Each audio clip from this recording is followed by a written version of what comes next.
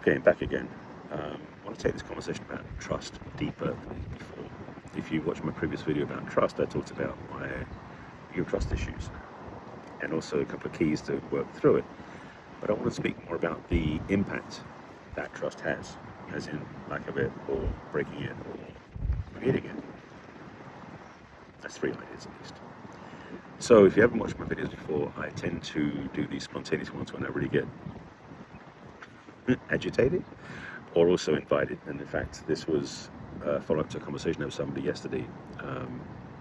Yesterday was Friday, and I volunteer on Fridays with a food distribution organization. I've done it for a few months now. I love doing it because if you're not being of service somewhere, go do that. So one tip I'll give you right now to have a better life. I volunteer every Friday to help set up food for people to come through to get free box of food. So that's what I do. Anyway, so this girl was there who I started talking to. We had met before, and I was talking about what I did in the video about trust, and started talking about self-trust. And it opened up a whole different discussion, which I want to bullet point a little bit here.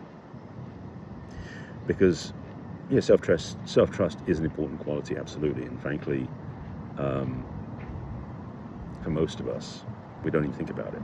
And I learned the lesson many years ago, so when it's present to me, it has been for a long time. I'm very adamant about, if you want healthy relationships, both romantic, social, familial, business, any relationship, having self-trust and then trust between you and the other person is fundamental to having a better relationship. So take some notes. And this is unscripted, it's unplanned. Well, not unplanned. I did tell myself I was going to do this an hour ago, so I'm doing it now. But the point I want to make is that trust impacts so much of your life. Let's just start with the simple one. If you don't have self-trust, your care for yourself, your ability to take care of yourself, your effectiveness in supporting yourself is diminished. Self-trust. Sorry, sidebar. There's a nice breeze up here, and thankfully it's so hot in LA right now. I'm from Culver City. You can see I'm up at the top of the hills again. This is overlooking Culver City, and frankly, that breeze is welcoming. That's a bit noisy in the earbuds, so hopefully you can still hear me. Self-trust is a simple piece of who we are, yet for many people, they've abandoned themselves. Because again, self-trust is fundamental, but if you don't have trust in yourself, you tend to abandon your own values, you abandon your own autonomy, and you give your power away. Yes, self-trust is woven through many different things in life, and including how you don't accede to other people. You don't give up your authority, your autonomy, your integrity to other people. A lot of my work with my clients, and yes, I focus on the area of romantic relationships, a lot of the work with my clients is about self-relationship. In fact, every client I work with self-relationship, because it's the fundamental piece for every relationship you go into, because it's the one thing that's consistent through all your relationships. And so in that, there are certain key components which include self-trust, but also boundaries, also autonomy, also integrity, that are fundamental to having healthy relationships. So that's clear. So to expand a little bit more in this context, taking care of yourself sounds easy as well. Getting enough sleep, eating healthy, exercising, meditating, all those different things that help you feel better about yourself. But self-trust gets overlooked. But if you do the things I mentioned in the last video, which is about agreement keeping, which I won't reiterate here, but you can go watch the other video, it's on the same place this is. It talks about the ways you can build more self-esteem and self-trust by keeping agreements and by also handling agreements in a better way.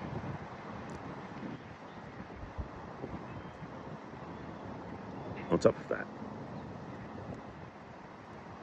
again, boundaries get affected, your own integrity gets affected, your ability to have autonomy and ownership of your own space, your being, can be impacted as well.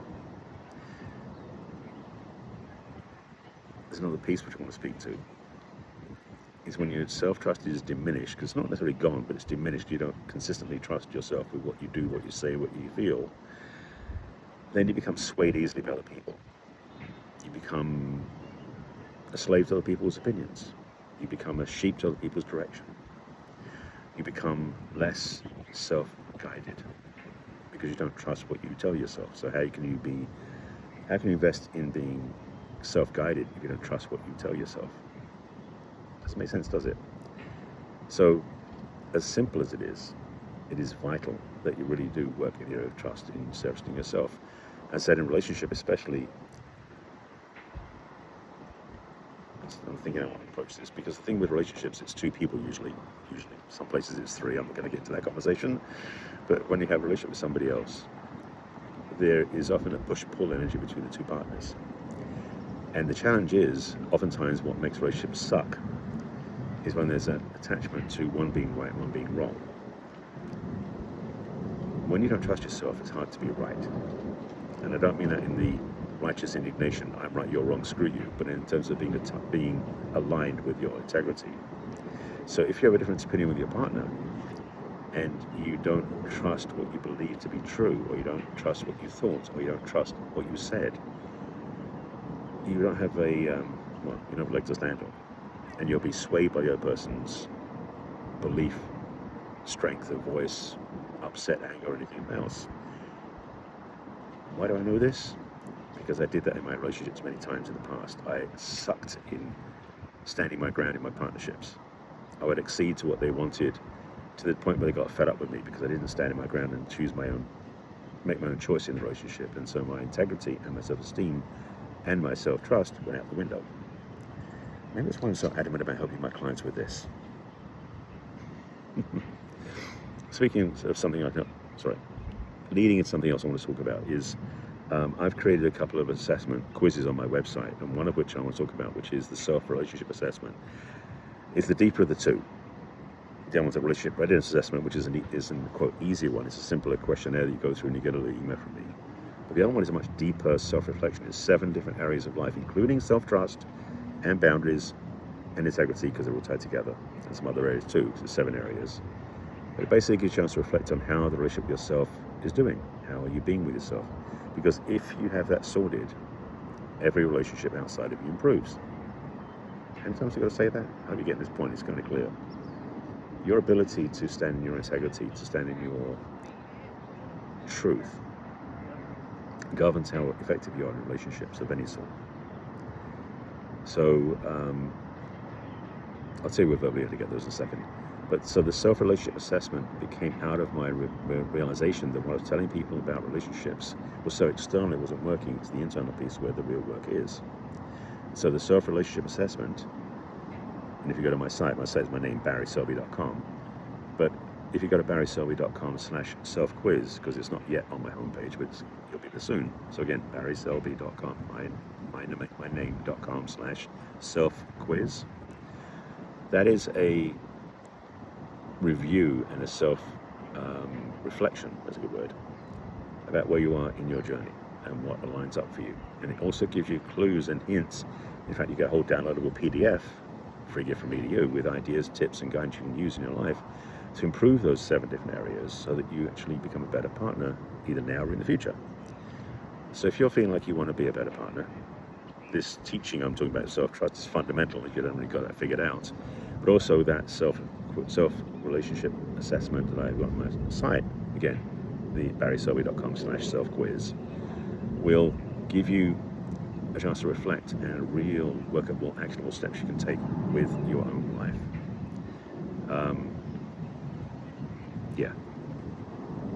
There was one other thing I was thinking we were going to talk about. Actually, I'll do another video about boundaries later on, but because boundaries is part of this. Boundaries is part of everything.